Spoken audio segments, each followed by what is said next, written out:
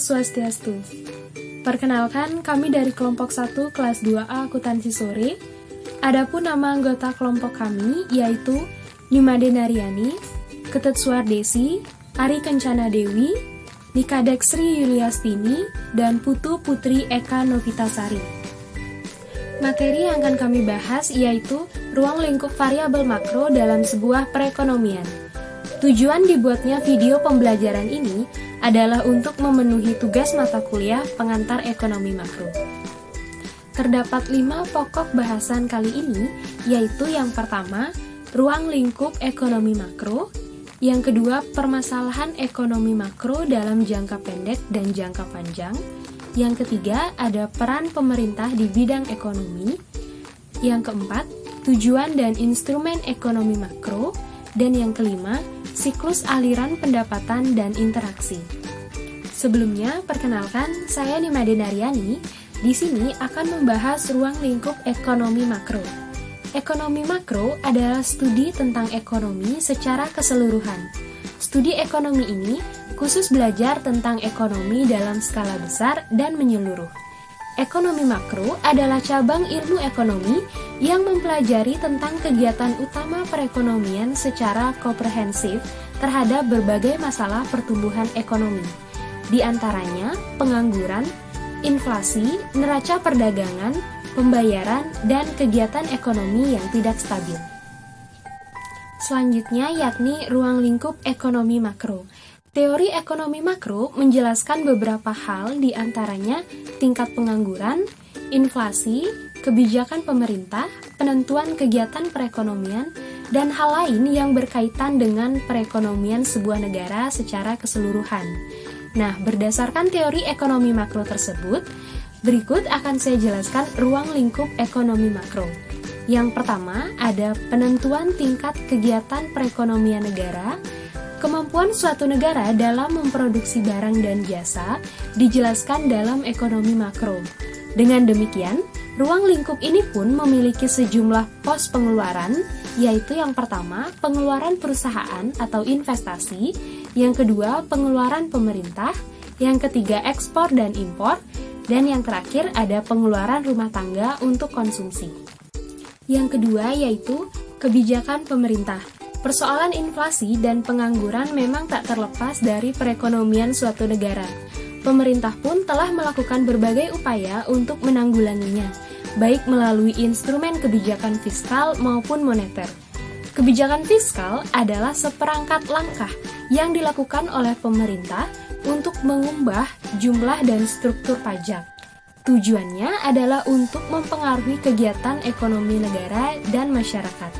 Sementara, kebijakan moneter merupakan seperangkat kebijakan yang dijalankan pemerintah untuk memberikan pengaruh terhadap seberapa banyak jumlah uang yang beredar di tengah masyarakat dalam koridor perekonomian. Yang ketiga yakni pengeluaran agregat. Pengeluaran agregat berarti pengeluaran yang menyeluruh. Jika pengeluaran ini tidak dapat mencapai tingkat ideal, maka akibatnya adalah terjadinya masalah pada perekonomian. Terwujudnya kesempatan kerja mampu mengawasi laju inflasi. Karena itu, idealnya pengeluaran agregat mampu berada pada tingkat yang dibutuhkan. Sekian ruang lingkup ekonomi makro yang dapat saya jelaskan. Subpokok bahasan selanjutnya yakni permasalahan ekonomi makro dalam jangka pendek dan jangka panjang akan dijelaskan oleh rekan saya Suardesi.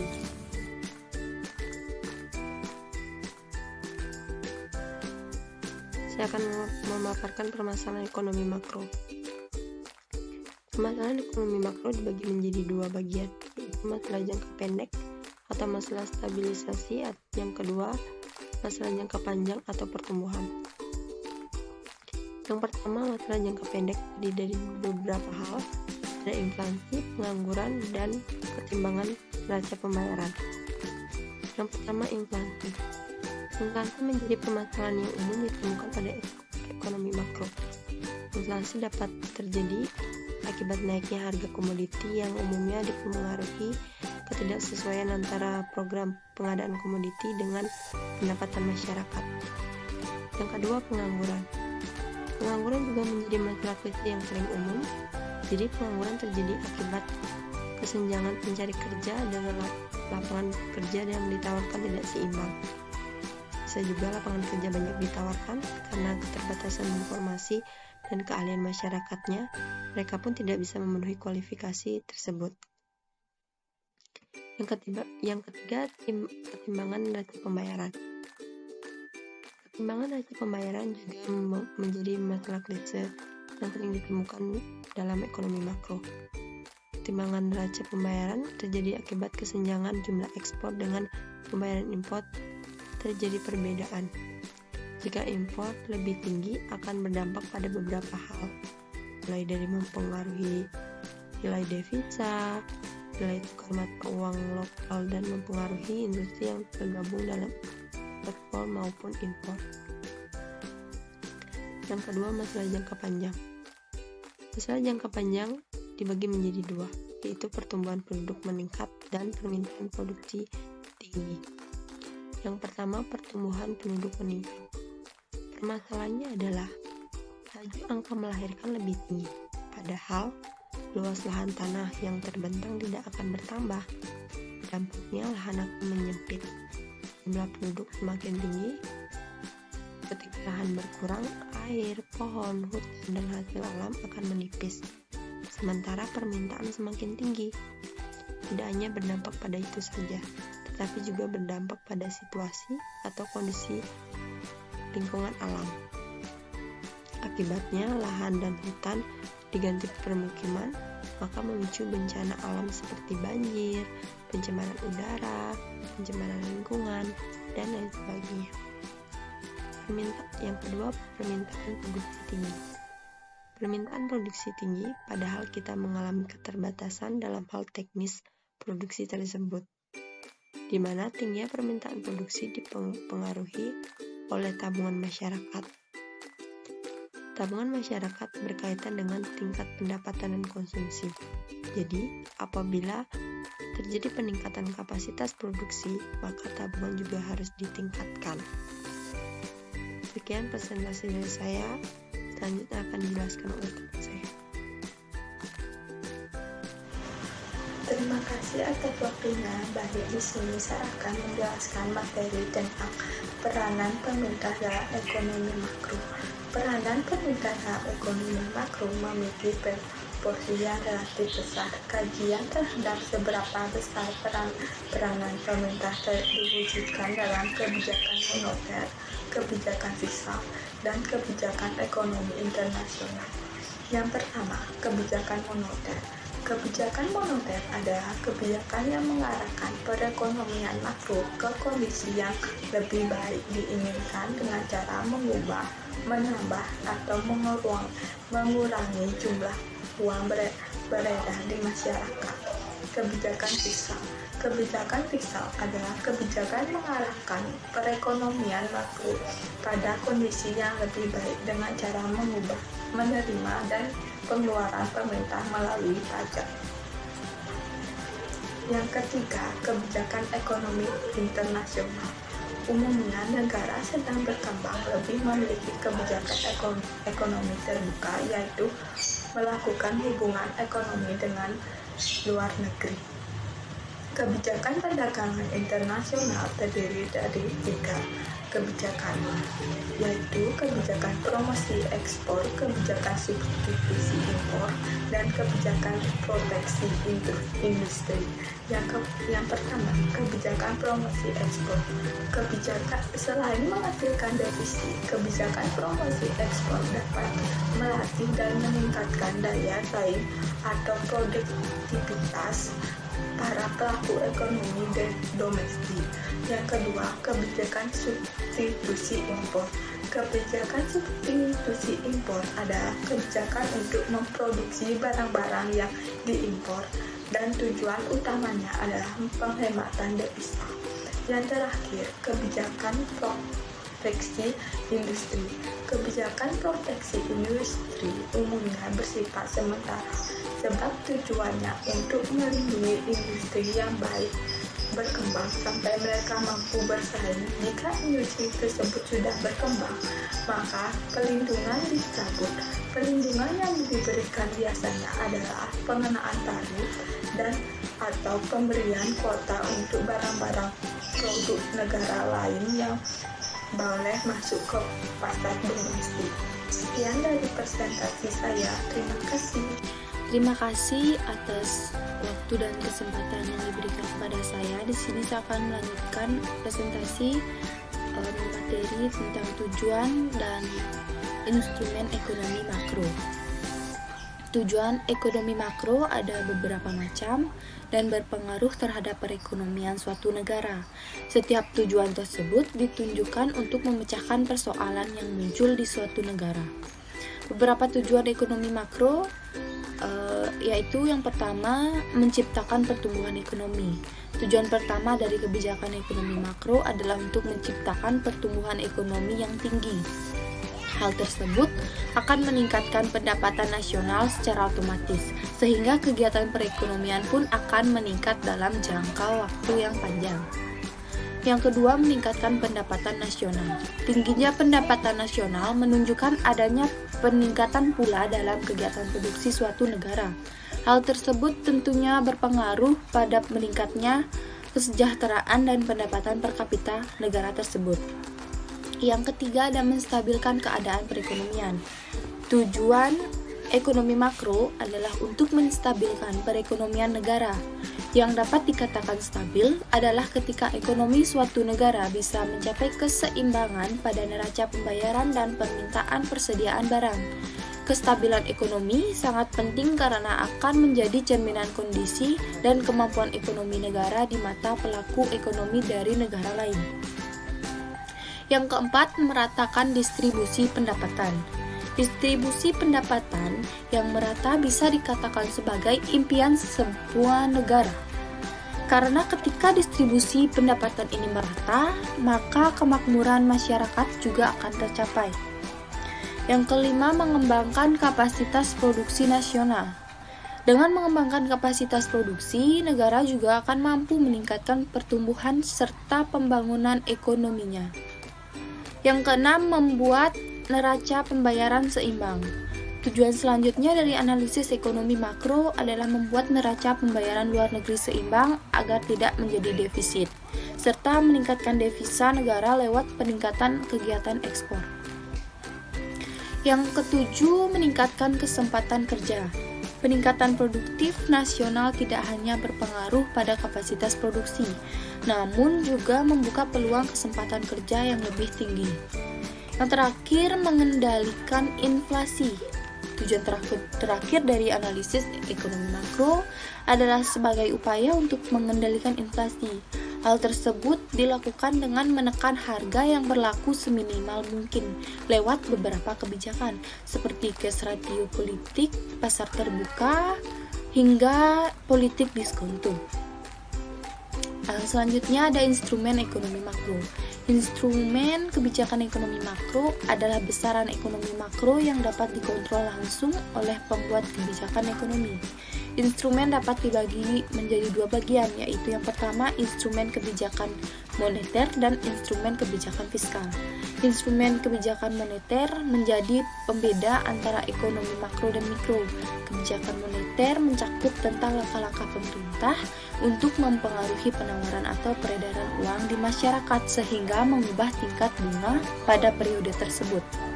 Peran kebijakan moneter dalam ekonomi makro adalah untuk menjaga pertumbuhan ekonomi negara. Yang kedua, instrumen kebijakan fiskal. Dalam mempengaruhi jalannya perekonomian suatu negara, pemerintah menetapkan kebijakan fiskal melalui langkah-langkah untuk mengatur pemasukan dan pengeluaran negara.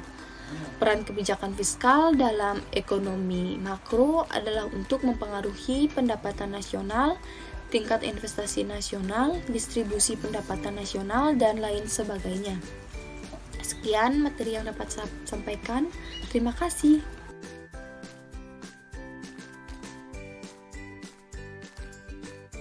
Materi yang terakhir yaitu siklus aliran pendapatan dan interaksi.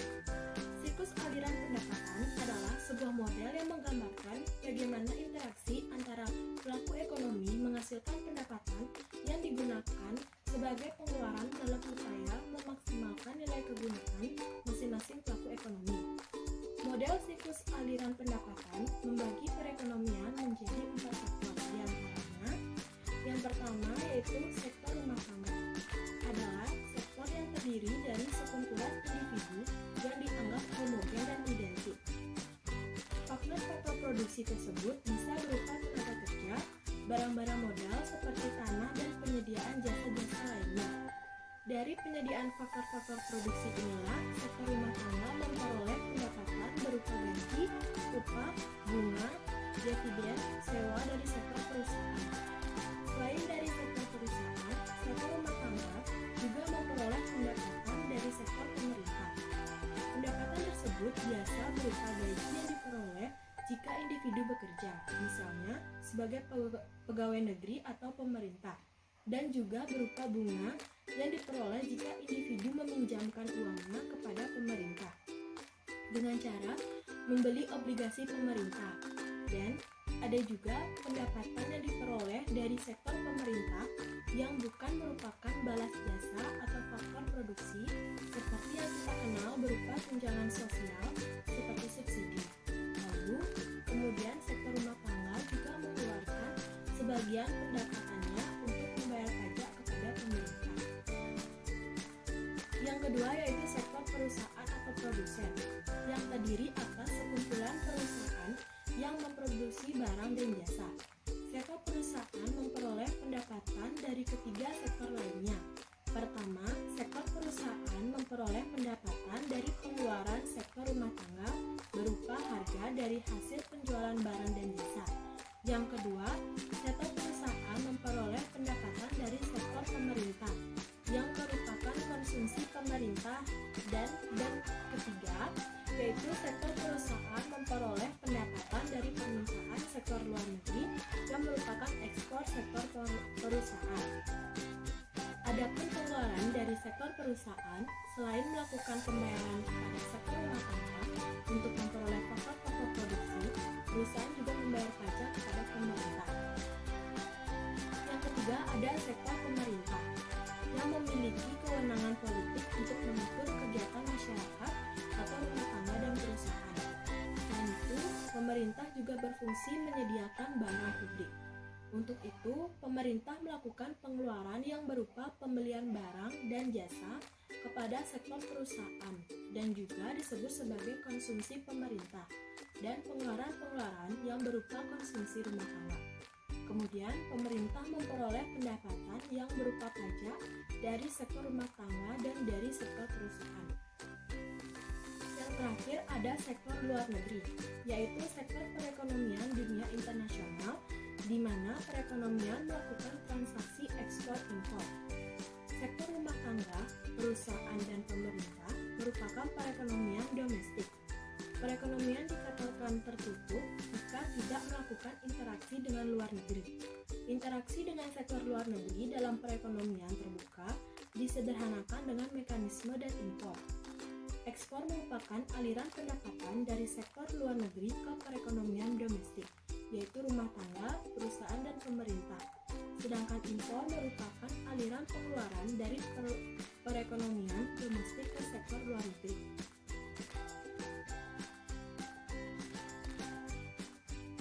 Interaksi antar pasar. Untuk interaksi antar pasar dalam analisis ekonomi makro, pasar-pasar begitu banyak dikelompokkan menjadi 3 pasar utama atau 3 basic market, yaitu yang pertama, pasar barang dan jasa. Pasar barang dan jasa adalah pertemuan antara permintaan dan penawaran barang dan jasa. Dalam perekonomian tertutup, permintaan utamanya berasal dari sektor rumah tangga dan pemerintah. Permintaan tersebut umumnya merupakan permintaan barang dan jasa akhir. Penawaran barang dan jasa berasal dari sektor perusahaan.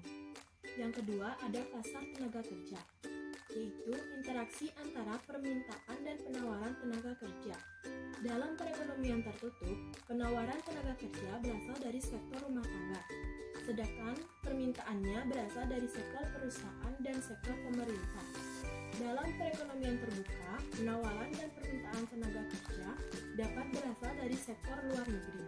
Misalnya, penawaran tenaga kerja untuk buru-buru perkebunan kelapa di Malaysia berasal dari Indonesia. Dan yang terakhir yaitu pasar uang dan modal. Pasar uang adalah interaksi antara permintaan uang dengan penawaran uang. Yang diperjualbelikan dalam pasar uang bukanlah fisik, melainkan hak penggunaan uang. Penawaran uang berasal dari pihak-pihak yang bersedia menunda hak penggunaan uangnya, entah dalam jangka pendek atau jangka panjang. Permintaan akan uang berasal dari pihak-pihak yang membutuhkan uang dengan berbagai alasan. Jika hak penggunaan uang yang diperjualbelikan adalah setahun atau kurang, maka pasar tersebut masuk kategori pasar uang. Jika hak penggunaan uang yang diperjualbelikan lebih dari setahun, pasar tersebut adalah pasar modal.